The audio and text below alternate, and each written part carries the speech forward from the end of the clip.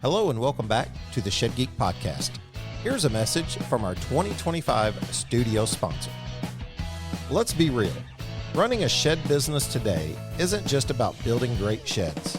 The industry is changing fast. We're all feeling the squeeze, competing for fewer buyers while expectations keep climbing. And yet, I hear from many of you that you are still juggling spreadsheets, clunky software, or disconnected systems. You're spending more time managing chaos than actually growing your business. That's why I want to talk to you about our studio sponsor, ShedPro. If you're not already using them, I really think you should check them out. ShedPro combines your 3D configurator, point of sale, RTO contracts, inventory, deliveries, and dealer tools all in one platform. They even integrate cleanly into our Shed Geek marketing solutions. From website lead to final delivery, you can quote, contract, collect payment, and schedule delivery in one clean workflow.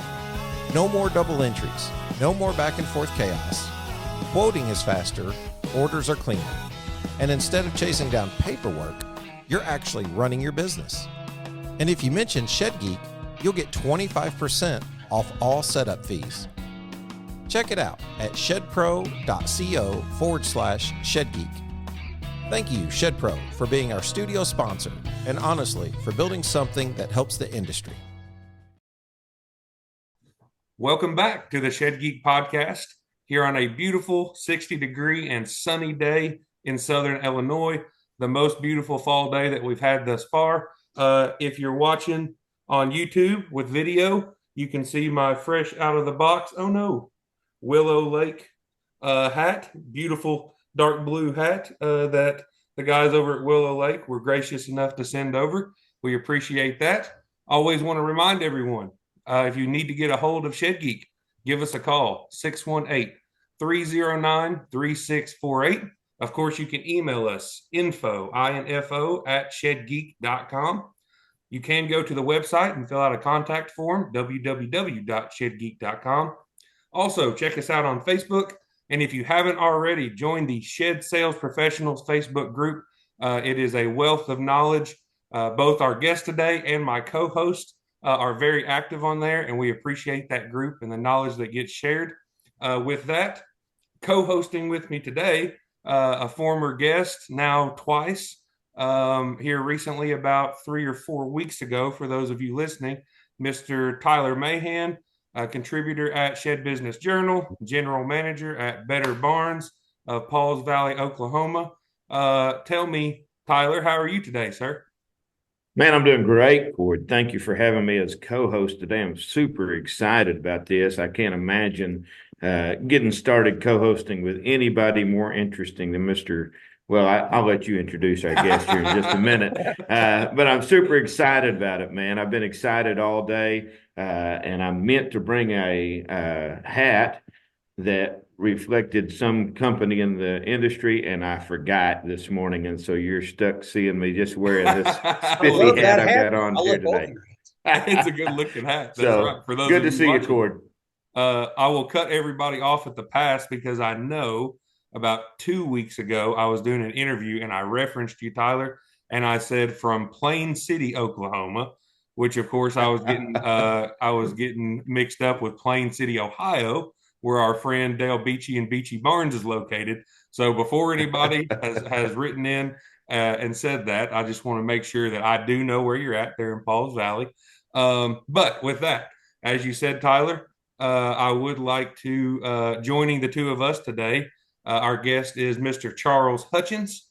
At this point, we like to be humble on this show and everything else, but I think really, as Shannon would say, a Mount Rushmore figure in the shed industry, long-time shed coach. Of course, you have Shed and Carport Pro there in Elizabethtown, Kentucky.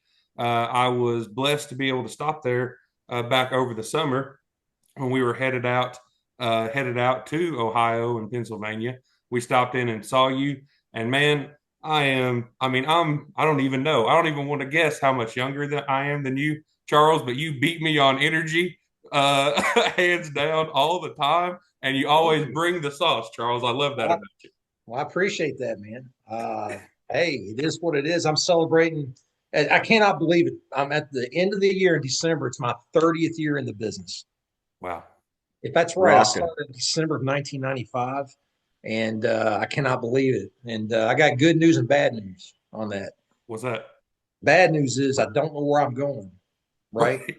Right. Good news is I'm way ahead of schedule. So we're still going strong. I got another 30 years in me at least. So yeah, everybody watch out. Here I come. That's right. Don't let this gray hair fool you, right?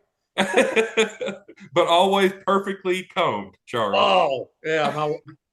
My wife makes fun of my hair, It's I look like a skunk. Look at this gray hair up here. And my kids make fun of me. They're like, Dad, look, you look like Pepe Le Pew. And I'm like, thanks. They give me a lot of encouragement, right? So yeah. Well, Charles, I just have to say, like, man, you are such a good sales guy. You're so fun to be around. Like I mean, I know this is who you are because I've been around you in person, and I know this is just Charles through and through.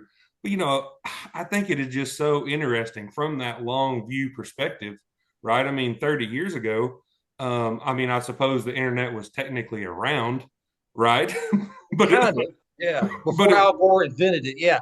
It was about the time that I got started. The internet was really kind of starting to take off, and I didn't use it at all. I mean, It was like I didn't know what it was and didn't care what it was. All I was focused on is dealing with people and getting them shed. That's all I was focused on.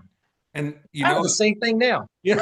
Well, that's kind of where I was going, Charles. Is like, I've been to your lot, and actually, I had the privilege of seeing you interact with some customers while we were there. Some people walked up, and I think that there's just something so enduring, and maybe even this is a good opportunity to talk about kind of what your breakout session was there at the Shed Sale Summit. Rave reviews as always. I heard people talking about how good you were in those breakouts. But I think there's just something so enduring about having those very disciplined, old school approach to just, hey, my goodness, if there's ever an opportunity, it's the person who's in front of you, right? Just maybe tell us about what your approach is there. Well, no matter what the technology however far the technology goes, taking care of the person, like you said, in front of you, that's what it's all about. The basics for me never change. I'm just trying to get the person I'm working with the best deal, the best quality, best experience. I want them to remember me and the experience and how I made them feel. People don't care how much you know until they know how much you care, right? Right. And I try to develop rapport with them, ask about their families and stuff like that. So that's kind of one of the big secret weapons in the sales business is just get to know your customer, relate to them, right? And it has to be genuine. It can't be fake. There is no secret, no magic bullets, no secret pill to take. It's the belly to belly stuff. And I think that's gotten lost with the technology that's coming out. Like you got Facebook, you got Google. And in my presentation, I'll tell you who's got all that stuff. And I do too. It gets the phone to ring, but what you do afterwards, what counts. Okay. You could spend $1 million a month on Google and Facebook and that phone's going to ring and ring. If you can't handle the customers and help them get what they want and develop rapport, it's all for naught, guys. I mean, really is, That's right. I interviewed Tyler just a couple, maybe it's been a month ago as far as the listeners are concerned, a couple of weeks ago, and Tyler has much the same approach. I mean, he is dedicated to that same, we have to be real, right? We're out here. I mean, I've unfortunately haven't been to Paul's Valley yet, but I get the understanding that it's very much like Elizabethtown, right? I mean, we're out here in rural America in small towns, and like you got to have that real interaction. That's what's going to make you successful in the long run. Tyler, maybe I know you had some pretty strong thoughts on these same ideas whenever I was interviewing you. I'm sure you do now as well. Sure. Yeah. So Charles, I actually went, I wasn't at the summit this year. I think a lot of people in this industry are aware that my wife was diagnosed with brain cancer last year. And so we have been dealing with all those things, and I just couldn't make it out there this year. But I was there the year before and I attended your breakout session, and the things that you had to say, they just landed. You know, I mean, it's kind of like the Bible. It's like it doesn't matter what the times look like. It doesn't matter how much things change around you. It's still a solid foundation to build on. And those things that you bring to the industry, I mean, they're just foundational. And so, I mean, yeah, we obviously have tried to incorporate that as well. I tell our customers, you know, the people that we deal with, Charles, are the same people I see at the restaurant downtown on Friday night, right? I mean, that's, you know, I got to treat them right. I'm gonna sit by them at the restaurant, you know, and Right. so. But I guess I would like to hear some more thoughts if you could expand some about how to balance all this technology that seems like, you know, I mean, we've got the 3D builders, we've got a lot of things today that we didn't have. And I haven't been in it as long as you. I started in '03, but you know, we didn't have all those tools at our disposal in those days. But now it seems like if we're not careful, that there's almost this over dependence on technology will just do it. And it's almost like, well, we'll just figure out how to make AI do it. And you can't replace these relationships with the technology. And so maybe you could just talk some about that personal touch that you've been able to bring. It seems like that's been the cornerstone of your success through the years. Unlock the power of productivity with Cardinal Leasing. Are you looking to elevate your business operations with top-tier equipment? Look no further than Cardinal Leasing. We offer a wide range of reliable and high-quality equipment tailored to meet your unique needs. Flexible leasing options.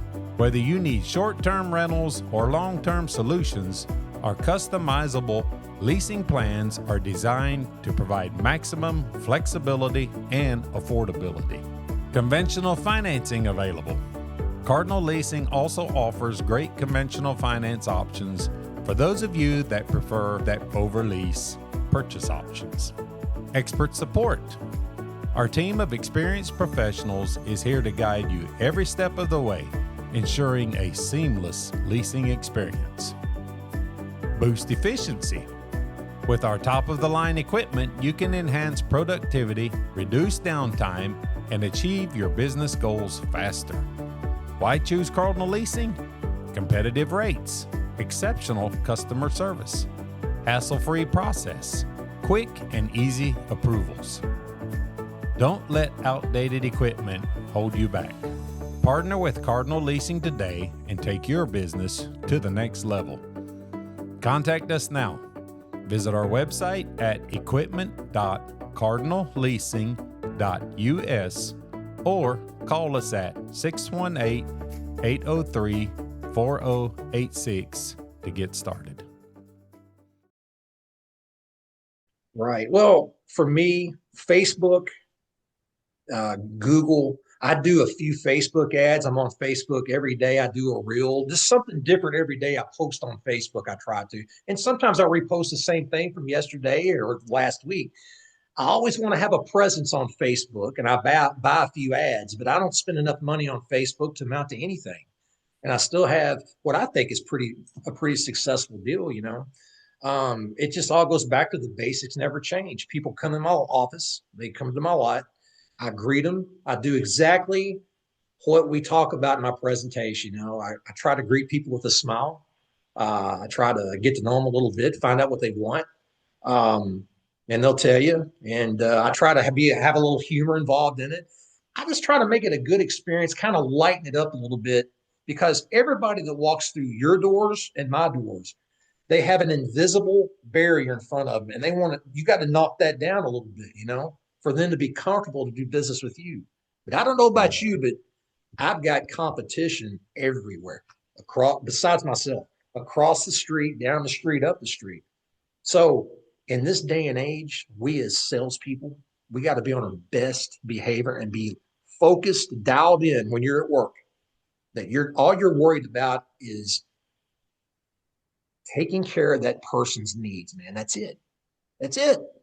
And people, I think, when you're genuine, pick up on that. And that goes a lot further than I spend $5,000 a month on Facebook ads. You know, I see it online all the time. People say, well, I've spent this amount and Are y'all getting any results? You know, another thing I do, the best thing in the world, if sales are a little slow, go back and call your customers that have already got buildings, ask them how their building is or whatever you sold them, and then ask for referrals. That is a well that has never gone dry for me. And during the winter months, I really concentrate on that. I'll be calling my customers back, and asking them, who do you know in your circle of influence that could use my services? Right. And guess what? Sometimes they'll say, I don't know anybody. But other times they're like, hey, my cousin, my uncle, my friend, like Zig Ziglar said, if you aim at nothing, that's exactly what we're going to get. Nothing. So that rings true. So I try to stay focused every day. Now, I don't do it perfectly every day. That's the other thing. These 10 core commitments that I talk about, I strive to do each one every day. Some of them I do more than others. It just depends on how the day comes out. But I'm always doing those money-making activities where I'm not sitting around twiddling my thumbs going, man, nothing's happening. The phone's not ringing. I try not to allow myself get in that stinking thinking mindset, that Zig Ziglar talked about. Once again, Zig Ziglar, that just ruins your sales. If you don't have the right mindset, guys, don't even go to work that day because you're going to hurt yourself more than you help yourself.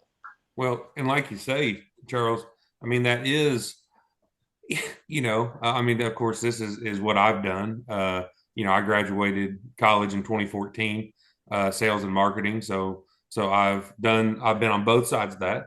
And of course, I've worked in small businesses. So a lot of times I've been on both sides of it at the same time.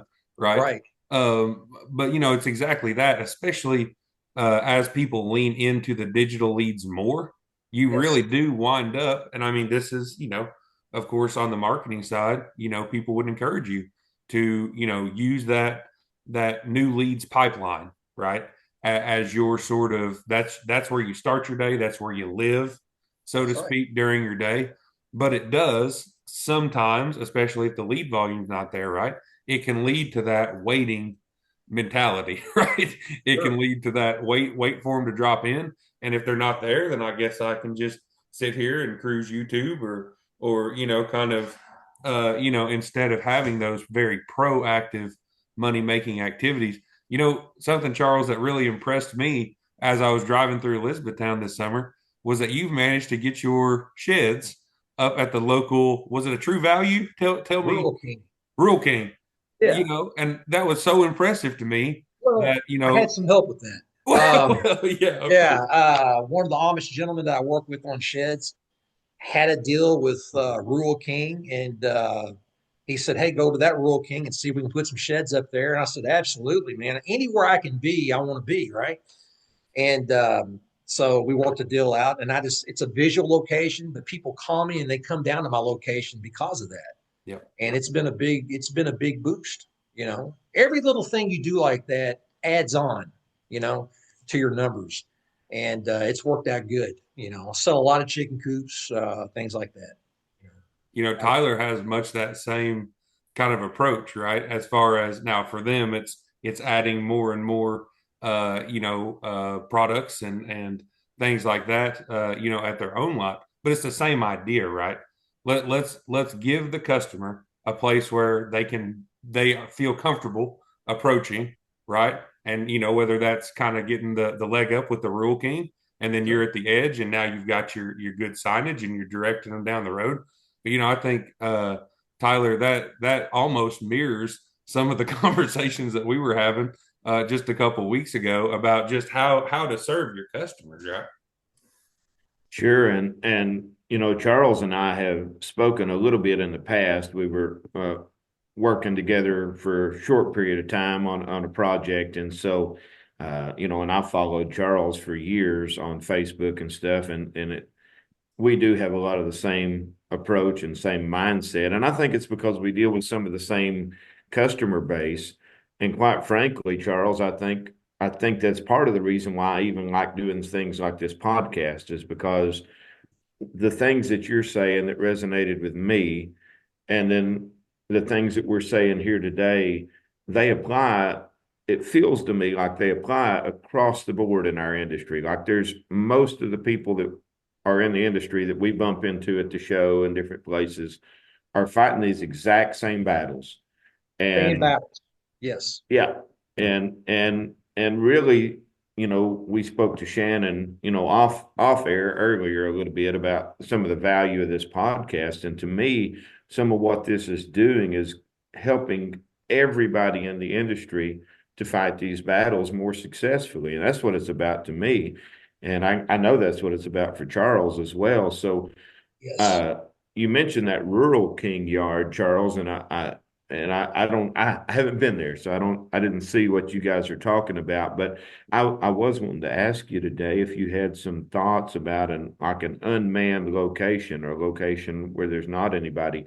How do you handle that? What's the best way to get the most value out of that? Well, with Rural King, it is unmanned, of course. And I've got signs down there and I got some general brochures in there with my information on it. Unmanned lots is a bag of mixed nuts. You know what I mean? I I do. wouldn't want a bunch of them. I would like to have something like Rural King, but if you're going to have a lot, in fact, I'm thinking about opening up another location, maybe Bowling Green or Lexington or Louisville, Kentucky, and mirror what I do at my location and just duplicate it, right? But unmanned lots, I think they can add value, but you got to have your information up there where people can access it, right? Um, and I would rather have somebody there, but you know as well as I do, smaller locations that are unmanned. I don't think you're going to do as well there as if you had a bigger location with a lot of stuff like my location, right? Sure. So I think they have value. Years ago, I had two or three unmanned locations. They were okay, but over the years, they steadily started dropping because that personal touch is not there, right? So you Right. got to Right. see if the juice is worth the squeeze as far as what you're paying in rent versus what you're getting out of it. Um, that's my opinion. I don't really have a good answer for that. I just know this: some unmanned locations have done very well for me. Some have been flops, and I've had to close them down.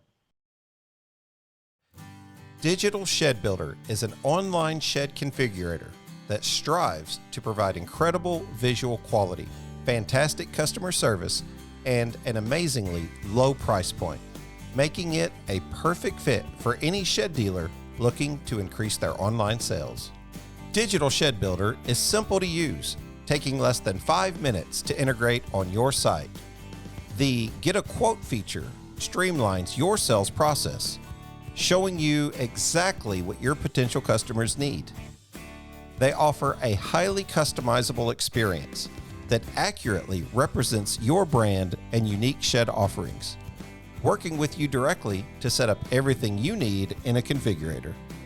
With no extra startup cost, no lengthy contracts or commitments, and no hidden fees, Digital Shed Builder has been created with quality, simplicity, and affordability in mind. It Yeah. seems like, of course, gosh, there's so many things that are going to unmanned, right? You know, I've been in McDonald's that feel unmanned at this point. Now, there are still technically, at least the ones I've been to, I know there are some fully, like truly fully automated ones out there. But the ones I've been to, even Wendy's, Burger King's, fast food has really taken it up. But I think that even some of the tech stuff, Yes.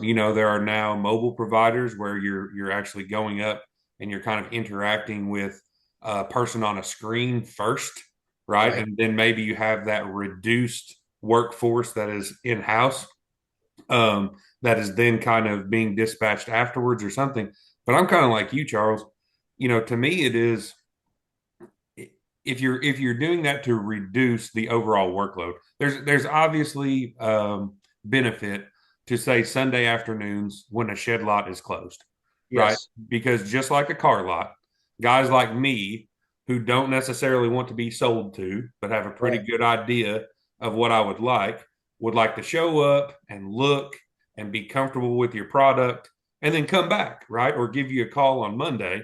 And so there's obviously some value to that unmanned model because it allows for that type of shopper. It allows you to just have more visibility, obviously. But I think that we're really going to have to, as an industry, figure out which of those types of tools are appropriate. We know that we need signage that has phone numbers so you're able to communicate. Is it appropriate to build a little kiosk into a small shed? I thought Right. about it. Yeah. I don't know. I'm not sure that I know. I know that younger people for sure are more open to those. I rented a car at a rental place in Charlotte, North Carolina that Yeah. didn't have a single staff member in there. See, that's just wild to me. It seems like something as intricate as sheds. To me, this is just my view. Maybe I'm just old fashioned. It's an intricate process. There's a lot of ways. There's many a slip between the cup and the lip. You ever heard that expression? Yes. Sounds good on paper. I'll get all these people interested, man. But I mean, how many mistakes are you making? I'm talking about you may get a color wrong. They may think one thing that they saw, but they're really getting something else, and that causes problems. My whole thing is I want to eliminate as many problems as possible. I don't want any issues, right? Yep. That's why somebody like me, I can't rely on that automated thing like a lot of people can. I'm just not comfortable with it yet. There's value to it, but for me, I got to have a little more oversight. Does that make sense? Oh yeah, for sure. Yeah, 100%. I'll just say a little bit to you here on that, Charles. I think you'll relate to this story, but we've got our 3D builder on our website. We have customers that use it. I think the technology is great. But we had a lady come in to our office sometime back, and she and her husband had went online. They had built their building. They knew exactly what they wanted. They'd come in and sit down in front of me. This is what we want. So I said, that's awesome. Show me what you guys are planning on doing with it.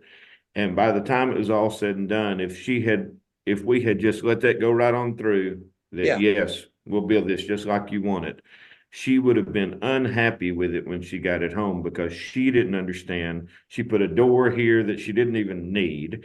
She put a window here that was, it was like there's 2 or 3 things that they done on it. By the time it was said and done, we sold her a considerably less expensive shed than what she had come in. And I get it. I mean, we like making money, but it's about taking care of the customer.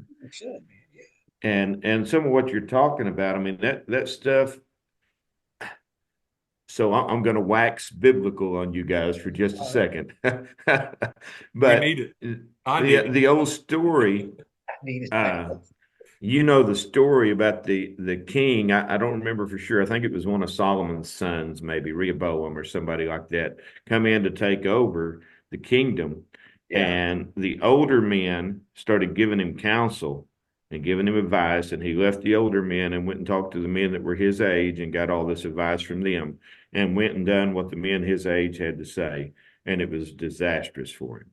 And I don't mean this you showed us your gray hair. Well, I have a reflection up there. Okay. Yeah. And so one thing I think this next generation needs to be very careful with, especially with all these advances in technology, is you don't need to forget the stuff that brought the industry to where it is. That's and right. This foundation that built it.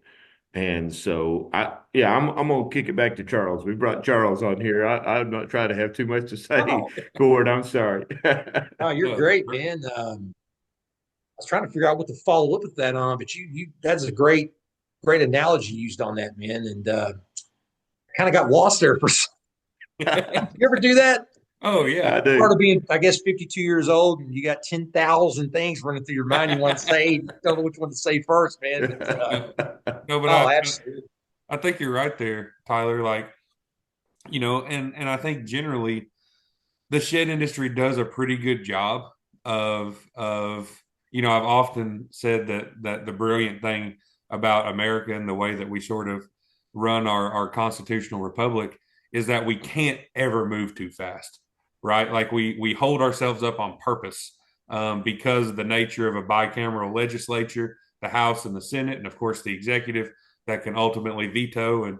And so, we never get too far ahead of our skis, so to speak. And I think the shed industry generally is pretty good about that. But a lot of these tools are very, very attractive, right? And when you see them demoed, I know we're just kind of talking about 3D Builder and was kind of the reference there, but gosh, I interacted with a heating and air company that 1 hour heating and air here out of Paducah, Kentucky, that had a full AI assistant that I'm telling you guys was Oh, just, and I've now seen all some of it's that. doing is taking notes, right? It's not trying to full on, it's sending it over to somebody else and confirming, but it heard what I had to say. It even said, gosh, I bet that's frustrating. And you know it's lying to you, right? No, I'm Right. kidding. Right. And so, and, but I do think the shed industry historically has done a good job of letting these things kind of test the waters first. But a lot of them look really good, right? And when you get the demo, it sounds really good and it works really well. And you know, Charles, just on that, man, I love that old school mentality so much, and like you just embody You're that making me Zig feel old, Ziglar. man. See, I still think I'm young in a way, but yeah. And I don't want to sound like the guy that says, "Get off my lawn." But AI to me, it's going to be useful.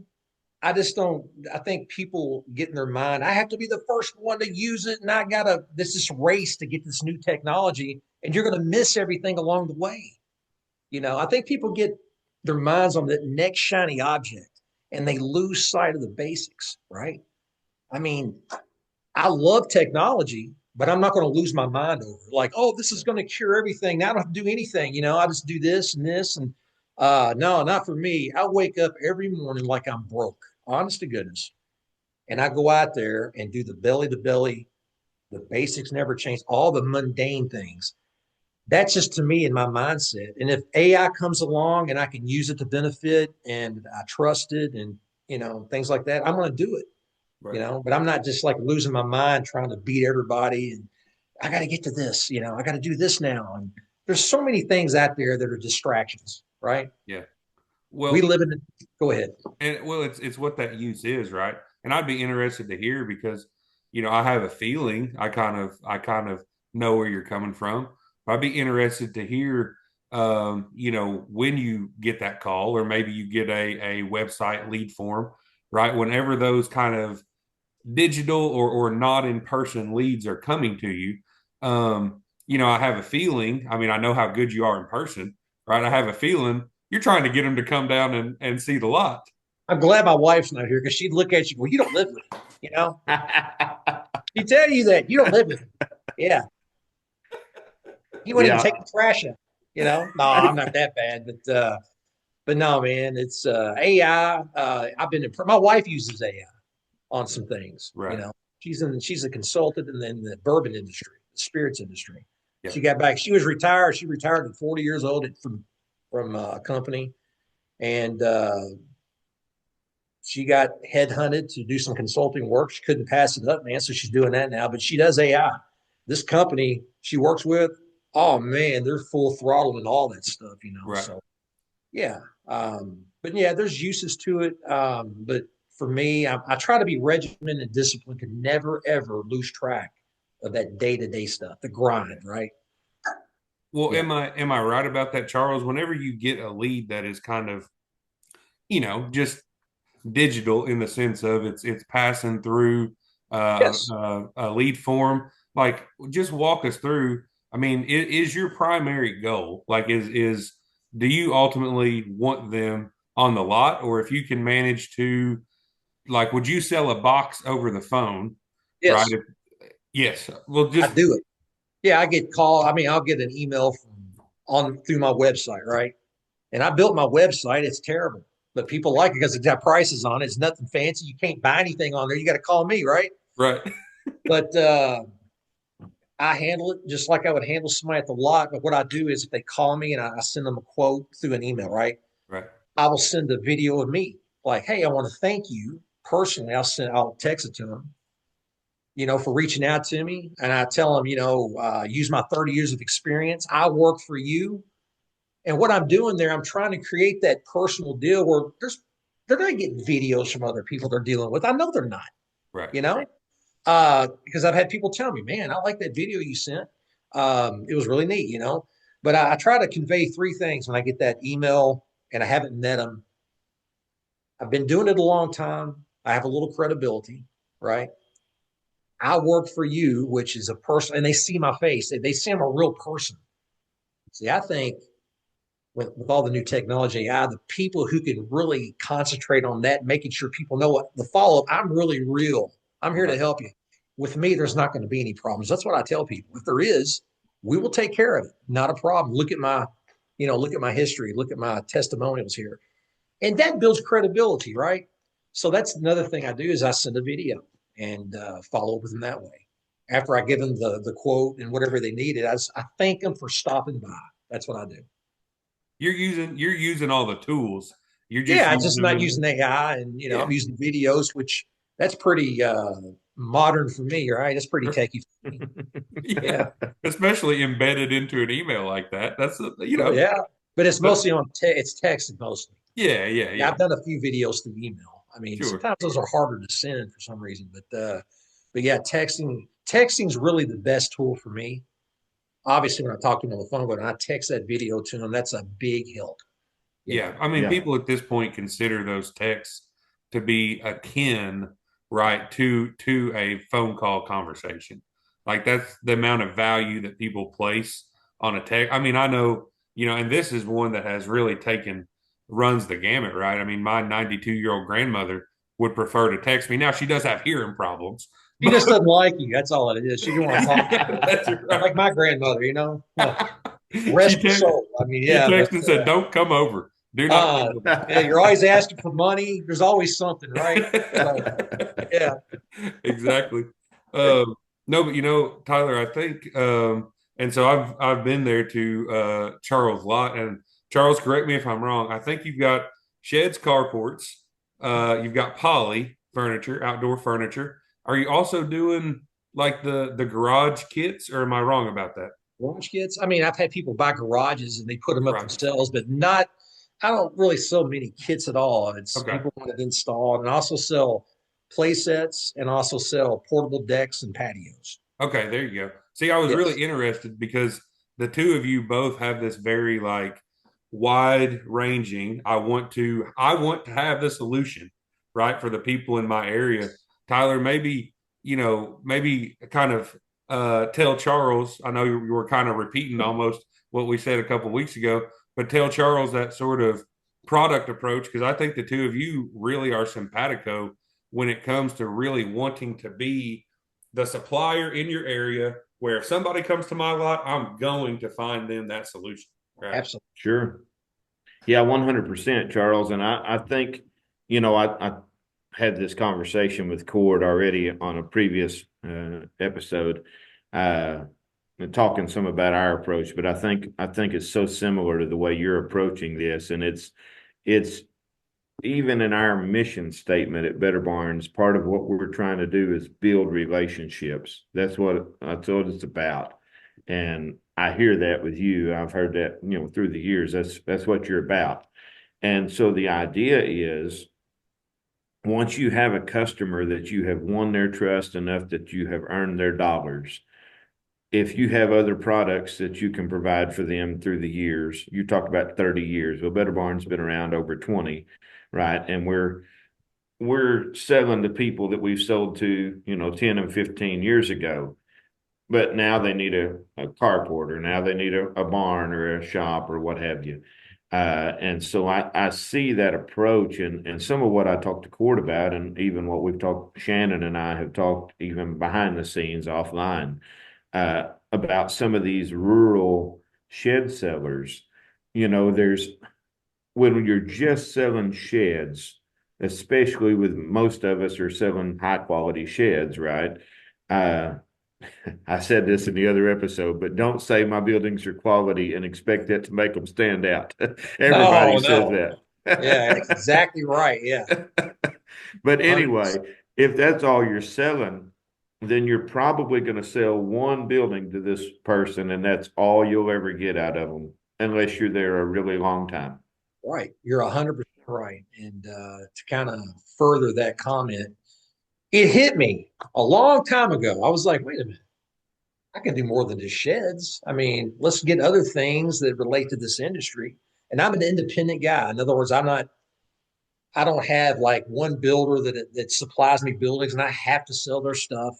No, I've got, a multitude of vendors that I work with. But I'm very loyal at the same time. I don't just switch people out because I can get more money. I don't do any of that stuff. I mean, if you do a good job for me, I'm going to do a great job for you, and that's how I do it. But no, in this day and age, I could not see myself just relying on shed sales. Right. I just couldn't do it. I mean, I could make a decent living, but I couldn't do it in a big way like we do now. And you have to have more offerings if you're going to do the business. I always call it the big way. If you're going to do it, you need to have other offerings that relate to your shed business, right? Right. Carports and garages are a natural. I mean, and I'm blessed to have Eagle Carports, for that, I've had a long relationship with them. I'm the number one guy in Kentucky. Not bragging. I've been doing it a long time, and I just do it, work. And it surprises them because they go, they got a lot of online dealers. They don't have any kind of locations anywhere. And they go, hey, you're not online much? I'm like, no, I don't depend on online, man. It's mostly people that come to my location, right? And it blows their mind too. And but you have to have a wide range of stuff. So me and you, we operate a little different than a lot of people in the shed business. A lot of people are just dealers with one company, and that company won't allow them to sell anything else, any other kind of sheds or things like that. So that really puts them at a disadvantage. Well, Really does. and it's interesting you put it that way, Charles. And I don't know that I mean, this is week number 6 here of hosting the podcast. I don't know how many enemies I want to make here, but like I hear from different dealers around the country exactly what you just said, which is they deal with the manufacturer, and they are not allowed to sell other products. To which I just always have to ask, now, am I misunderstanding your relationship here? Like, are you not a 1099 independent contractor who either owns or leases that property in your name, right? I mean, I hate to be like this, but there's a lot of manufacturers out there in the world, and if we're sitting here and this has been a recurring theme, we've had 3, 4, 5 weeks in a row where people continue to say diversify, right? Meet your customers' needs, be able to offer them a solution to all. I mean, I know that Tyler kind of deals in bigger buildings probably than maybe you do there in Elizabethtown, but broadly be able to have that customer's dollars 2 or 3 or 4 different times. Charles, you've been in it long enough. You should be getting your customers' kids' dollars. You know what? I am. Yeah. But no, I got people that come to me and they're over and over customers, man. They buying carports, garages and poly lumber. I mean, it's just nice to have those. It keeps people interested in you. You know what I mean? Yeah. And but yeah, you're right, man. I'm doing business with some people's kids now. Yeah. Honestly. Yep. Well, what would you say to those? I mean, again, not to just make enemies out of like the big 5 or whatever you want to call them, but like, what would you say to those independent dealers, Charles, who say they won't let me diversify the stuff on my lot? Hello, shed sellers. Let's take a moment to discuss the shed customer and meeting their expectations. I remember growing up in the neighborhood where a certain percentage of the houses had well-manicured lawns and well-manicured homes. These were the type of individuals who felt it was important to purchase a well-constructed home or vehicle, or maybe equipment to help maintain the quality of the item. As shed manufacturers, we seek to provide a well-built quality shed. We want the customer to feel satisfied that their hard-earned money has been well spent on a product that will last. At LuxGuard, we believe adding high-quality rubber flooring to your line of sheds makes sense to the customer and adds value the customer can appreciate. With each year, sheds are becoming more complex. The customizations we are seeing are virtually endless. LuxGuard not only gives a complimentary aesthetic appearance for their shed, but also protects the floor from spills and keeps cleanup simple. Offer your customer the customer service they seek with LuxGuard. At LuxGuard, we are committed to delivering exceptional customer service and innovative products to help our customers achieve their goals. We strive to meet the evolving needs of the customers. To speak with one of our ready-to-serve customer product specialists, simply call 336-468-4311. To see our product and view an installation video, just visit our website at luxguard.com. LuxGuard, the floor that lasts a lifetime. They won't let me. Well, I don't want to cause any problems. I don't want to. I know. I get it. Because I've been on the other side of that before. You know what I mean? In Yeah, a way. sure. And I would encourage them to work with people. If they're working with big companies, find some local Amish people. Find some smaller companies to work with in your area if you can. Right. If that's what I would do. That's what I did. I mean, I've had big companies come to me. Oh, we'll do whatever you want. And I'm like, well, I'm covered right now, but I appreciate it.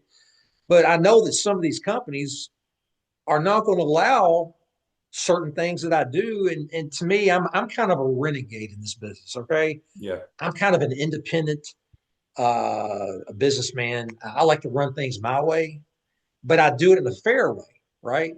And I have, like I said, multiple vendors, 2 or 3 shed vendors. And what they worry about is, well, you're going to sell one over the other one. The other one may be offered more commission. No, I don't care. I make less commission on some deals because that's what the customer wants. Right. But here's the deal. 0% of anything is zero. That's right. Zero. I would like to make a little, if I didn't have that particular shed, I wouldn't have sold it. And I think some of these companies are a little greedy, and not greedy. They're wanting to protect their brand. Yep. Here's the deal. You're going to protect it if you have the mindset, I'm going to go after the best people I can find. And they may have other vendors there, but I want to be a part of that. Yeah. I think that's where the business is going. Yeah. I really do. Yeah. And I was fortunate enough, my wife and I, we bought, I leased lots my whole life. And in 2016, we found that location you came to, bought it, and we just paid it off in March. So awesome. I don't have to worry about that ever again, right? That's one thing off the books. That's right. After paying it off, I'm suffering from tuberculosis, though. Can you all help me with that? I'm glad you all want to know. It's amazing how a payment will motivate you, Charles. Yeah, we were just like, let's get this knocked out and be done with it. So now we don't have to worry about that ever again. It's done. I mean, it's free and clear, and that's a big deal for me. Oh, absolutely. Yeah, absolutely. Well, that's kind of where I was steering next, but I think you kind of answered it. But just flip that perspective and say, now if Charles got to have a closed door meeting with whoever decision makers for those big 5 or big 10, what would your advice be to them about, to me, it's really hard to keep ambitious people from being ambitious, right? Well said. Yes. And if you want Charles Hutchins, or you want the guys who are the next Charles Hutchins, right? Like, how would you advise them to deal with their dealers in a way that allows their dealers to make money? I'd encourage them to be open-minded. And I see a lot of these companies, they'll set up a multiple network of dealers. Out of 50 dealers, they may have 10 that really do well, right? And they spend a lot of money setting up lots, taking lots down. My whole philosophy would be, let's go find the best people you can find that are independent, kind of like me and Tyler. Right. And work with them. Because if they're doing all that on their own, it's probably, they say success leaves clues. There you go. Be more open-minded to trying some of these deals, and don't worry about it. If you're that confident in your brand is going to do great. Right. That's the whole thing. Have confidence in your brand. And I think that's what a lot of people don't have. They're not confident that they can put their buildings on a lot with another competitor and feel good about it. They think they're getting robbed, or the salesman's doing something underhand. He's making more money on this one than they are that one. The customer decides what they buy, by the way. Yep. So let them choose. But yeah, there's a lot of money wasted, and I've seen it, man, over the years. It's like a lot will pop up, a lot will be gone within 5 months. And that's crazy. That costs a lot of money for these manufacturers to Oh get. my goodness. Can you imagine just the hauling? I Yeah. mean, even if you manage to make out even on your inventory, which you probably don't by the time it's set out and everything else, Right. but even if you do, just the cost in hauling it. And so Tyler's coming from this from a little bit different perspective, GM of a manufacturer there. I know that you all haven't sort of taken that multiple multiple location approach. Um, but how does that advice sound to you? I mean, to me, it sounds like exactly your ethos. You're just not exactly kind of pushing in that direction. Tyler, what are your thoughts there? So I think you guys are exactly right. So Charles, at Better Barns, we have a different approach than a lot of manufacturers, which we're a small company, man. We're just Southern Oklahoma, North Texas is about all we do. At one time, though, Accord, and I don't know, I don't think we talked about this earlier in our other conversations, but at one time we had about 30 display locations across Oklahoma back in the early 2000s. And we really spread with a dealer network and kind of had that vision. And what Charles alluded to is exactly what happened. I mean, you go set up a yard, and within a few months, you need to move them because, well, multiple reasons. Sometimes it's just because you wasn't making any sales. We've had, situations where we had people selling buildings to customers, taking their down payment and never telling us about it. And so you get into all kinds of things. Uh, I really wish, Charles, what I wish was that the things that we're talking about could be trained into people. But if you don't have the character, like what you're talking about, like I'm convinced, even though you and I mean, we're just business acquaintances, we know Yeah. each other through the industry, but I've seen you in long enough. I'm convinced that the people that you're selling for feel comfortable that you're not doing the things that they don't want you to do, undercutting or this or that, because you're a person of integrity, right? I mean, I 100%. feel like you are. Yes. And so, really, and I feel like this conversation just keeps looping back to the Yeah. same point here, but Yeah. there's so much of this in the industry. It's like, to the manufacturers, Cord, I'll answer your question that you asked Charles too. If I could sit down, some of those guys are my friends. I know some of them pretty Yeah. well. So if I could sit down and talk to them, I'd tell them the number one thing you need in dealers is you need to find the right people. Forget location. That is not nearly as important as the right person. 100%. If you find the right person, which we're not trying to get out there where you guys are located, right? But it wouldn't bother me a bit to put my Better Barnes buildings on Charles's location, right? It wouldn't scare me a bit because he's the right kind of person. And that's the kind of people you need to find. It would be better for you to put your buildings out there where there's competition with the right kind of person taking care of customers than it is to have it over here with no competition on the lot, but with a salesperson that's stealing from you, lying to people, not taking care of people. Yes. I totally agree with you. And I like the old saying goes, I'd rather have 5 great dealers than 100 dealers mediocre that I've got to Right. worry about the money. If you got to worry about money, them taking money, oh my goodness, look at the risk you're taking there. Yep. Because what they Yep. do reflects on you, in a way. Yep. Yeah, absolutely. I see the industry moving in that direction, but for a Yes. lot of these people, you talk about the big 5. I kind of have an idea who you're talking about. Change is hard for everybody, Yeah. And I think whoever out of that big 5 breaks away and starts doing things like that, you'll start seeing more people do that. People is where it's at, not locations, like Tyler said. It's people. You got great people, you're going to do something. You're going to make some noise. Yeah. Well, and there's a big investment, and look, I come from this world. I get it. I mean, I've pitched people on brand investment. I've pitched people on brand strategy, right? I mean, I've executed a lot of it. Yeah. In a past life, grew a franchise from 0 up to 17 locations in about 18 months, 2 years. right? You're I hired. mean, I'm going to hire you right now on the spot. Thank you.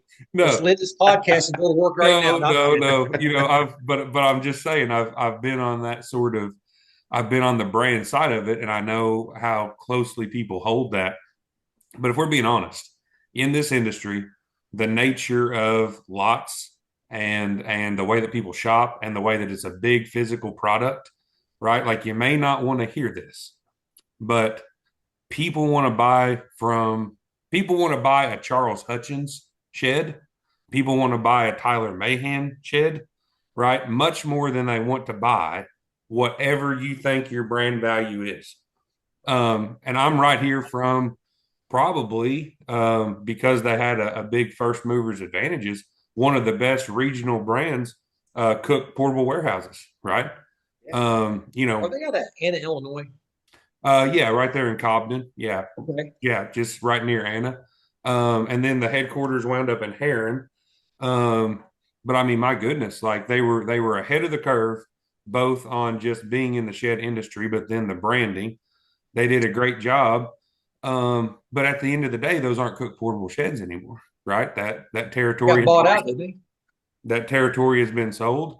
You know, my understanding in talking to some of the dealers is that it's going to be called Woodmaster. Okay. Is going to be the new territory. But I guess Yeah. my point is you know that network had probably, I would hate to guess, $300 million worth of brand investment in this sort of tri-state Illinois, Missouri, West Kentucky, West Tennessee, Southern Indiana, right? That sort of home territory of Cook portable warehouses. And you know, it's just as good of a brand as it was. Again, people want a Charles Hutchins shed, and like you know, the more that the industry realizes that, you know, the more even the people who are even the companies who already have a big lead, that is going to continue to be an advantage just to sort of do that people searching type of a thing, you know. Absolutely. Are you swimming in leads but struggling to close the deal? It's time to turn those leads into profits with Making Sales Simple, the ultimate sales training program designed specifically for shed sales professionals. At Making Sales Simple, we understand the challenges you face, overwhelmed by inquiries, unsure how to follow up, and missing opportunities that can boost your bottom line. Our proven techniques help you and your team master the art of connecting with customers, building trust, and closing deals like never before. Whether you're new to the industry or a seasoned pro, this training will sharpen your skills, increase your conversions, and drive your business to new heights. Don't let those leads go cold. Invest in your team's success today. Making sales simple, because every lead deserves a closer. Correct me if I'm wrong. Cook used to intrigue me way long ago. Were they really big into the T111 buildings and really big on the rent to own deal? Yes, definitely the T111. Obviously, I was not around whenever, you know, the how that to see how that rent to own grew out of there, right? I was, It did really good. yeah, yeah, Yes. They would big come time. into a market, they would bring trucks, and they would come in. And I remember in Kentucky back in like 2005 and six, I believe. I was in Shelbyville on some business, Kentucky. And all of a sudden, man, here's these Cook trucks, like two or three trucks with inventory going to set up a dealer over there. Right. It's like, bam! I thought they got the ticket right there, man. Oh, And it was a I just show. it It was was a a show, show man. for And sure. I was amazed by it, to be honest. Yeah, but Uh, yeah, well, we're getting up against our normal episode time, Charles, but man, I just know you are such a good storyteller, and I know that you have such interesting experiences and customers. Maybe if you wouldn't mind, would you care to take us out on a story? And it can be funny, or it can just be something where you were able to really solve somebody's problem. Just tell us how the master of shed sales, you know, what's your best story man, you I got got for us, tons of Charles? stories, tons of stories. Let me think. I had a lady one time. She came in asking all the right questions. We get down to the nitty gritty, and she's like, "Now, I'm not buying this unless you can guarantee me I'm not going to have any mice in my building." I was like, "Ma'am, I can't do that. There's no guarantees." I told her, I said, "You could go to a $2 million house, and guess what? A mouse may get in there." I said, "But let me guarantee you one thing. I will guarantee you this one thing." And I found out she likes going on vacations, like down to Florida and Disney World. I said, "I'll guarantee you, you'll never open that door, and Mickey Mouse will be waving at you." How's that? She laughed. Look, there it was. There you go. There you go. That's right. one story. I mean, I got a million. It's like when you get put on the spot, I can't think of anything really. You know what I mean? That's all right. Like, That's why 30 years worth, and I can't think of anything. You know what I mean? that's why we'll keep having you on, Charles. Yeah, man. I'd love to come on anytime. I'd like to talk with you guys, sometime. If you have any ideas, we could all work together, because what you all are doing is so important. You're bringing continuity to an industry that's really fragmented, right? It's a lot better than it used to be with the Shed Expo and all the things going on now, but it's still really fragmented out there. It's like the wild, wild west, Yeah. And I think it's going to be like that a little while until things, get a little bit more, what's the word I'm looking for? I'm not saying cookie cutter, but the industry as a whole is recognizing what's going on out there, right? Yeah. And we're talking about that, like we're talking about now, the brands that don't want you selling other people's buildings. That's on the forefront now. Yeah. I mean, people are really thinking about that, and they're thinking about, do I do wholesale or do I do, consign lot? There's a lot of questions out there, right? But Yeah, absolutely. And until it, and I think even maybe as we get into the first of the spring sales season, might be a good time to revisit, Charles, because it feels to me like we're in a season here where after the sort of the COVID boom, and then all of the inventory coming back through, used inventory, repoed inventory coming back through, and now we've seen what I think is very likely, and I'd really like to get some good data, projection data on this, but unfortunately, I think most of that probably lives in the RTO world, and they're not always big on sharing. But it feels to me like you're probably having either below average growth of actual units being sold while you are increasing profit, right? You're selling them at a higher price, so you're getting that increase in profit. And what that means for an industry in the short and medium term is that you have consolidation. And so, I think that as we get into the spring sales season, even here over the winter, maybe there'll be some headlines about, this company buys that company or whatever else. Yes, that you're going to see more of that going forward too, because companies are buying other companies. I mean, I always ask in my presentations, I say, raise your hand if you got into this business in the last 5 years. If you raise your hand, I go, congratulations, you got into it at the zenith. You're a little bit confused on how this thing's going to work, because now you're going to have to really work for some sales again, right? Right. See, even for me, man, during COVID, it was like they didn't care what they got it, how much it was. It's when can I get it? Or they didn't worry about the price or how much it was. When can I get this building? It was crazy, but I'll tell you this. I knew enough about the industry, and I had some experiences to know this isn't going to last forever. Right. Take it while you can. That's one of the big reasons I paid my lot off. You know what I mean? Those few years there. And, but I do good every year, but I'm saying those years were just phenomenal. Yeah. But what's cool is, like he was saying, you're not selling as many units, but for me, the units are bigger and more profitable. Does that make sense? Oh yeah. I think that I mean, I'm glad to hear that from you, because, I think that you're very representative of what a high level independent dealer, is aiming for. Right. And so, I think if you're seeing that same trend, I mean, I think that's what we've been hearing across the board, which to me says there are going to be some consolidations, because ultimately, if that real growth in units is either staying the same or kind of underneath what average growth had been, then that just means that the good operators are going to continue to buy up, market share, right? So, but anyway, Phyllis, we are right up against it. I would love to talk to you again, Charles and Absolutely. Tyler, if you wouldn't mind to join me.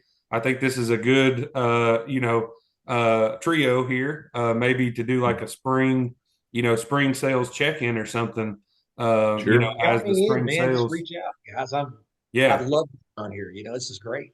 Yeah, I think anybody in the shed business needs to be on this. I mean, that's an honor to be on here. You get to talk about the industry. It's such an advantage. You know what I mean? Just to be chatting with like-minded people about what's going on in our industry. And I appreciate everything you guys do. Well, thank you, Charles. I'm trying to uphold the mantle here. All right. Keep having good conversations, keep connecting people. Tyler, thank you so much again. Shed Business Journal contributor, GM at Better Barns out in Pauls Valley, Oklahoma. Charles Hutchins, shed coach, Shed and Carport Pro in Elizabethtown, Kentucky, now offering stray cats so you don't have mice in your buildings. I love it. Yeah, come on down. Stray cats. Yes. No Mickey Mouses. No Mickey Mouse. Can I say this, Tyler? Your wife is in our prayers, okay? Thank you very much. Absolutely. Yes. Just she is doing pretty well. The cancer, we found the cancer back last year in October. So it's been right over a year. Went through chemo, radiation, all the stuff at the first part of this year. But yeah, I appreciate that, Charles, a lot. But she's doing pretty well right now. I told folks, there for a little while, I was texting, a lot of friends and people across the country, updates every few days. And I finally told them after a while, I think there's some other problems more serious than ours now. So I'm going to back off a little, it's seemed like we kind of got through the hard part of it. So putting things in perspective, man. And my heart goes out to you. If you need anything, let me know. Sure. I'm here to pray for you. Anything you need, brother. I appreciate that a lot, Charles. I really do. Yeah, absolutely. This industry. I echo that, Tyler. I know we've said those things to each other as well, but I mean, always continue to think about you and her, and appreciate you so much, man. Yeah, thank you guys a lot. This industry has been extremely supportive. It's part of why I love being here, man. I could have went other places, but this industry's just got top-notch people in it. Yeah, absolutely, man. Absolutely. Thank you guys for all you do, and I look forward to talking to you in spring. Let's do it. Great. Now let's go. Right, thanks, Charles. Listen, I want to close you with this. We can't get lazy. We got 2 months left in this year. That's right. We got to close these months off huge and go into right. Have big momentum going into 2026. Yeah. People take off at this time. Now it's time to work even harder than you ever have. That's right. That's right. Call those customers, get those referrals, chase it down. That's right. Because my wife has Louis Vuittons and Maseratis to buy, so I got to get on this. Right? Thank you so much. I love it, Charles. Thank you guys so much. All right. See you guys.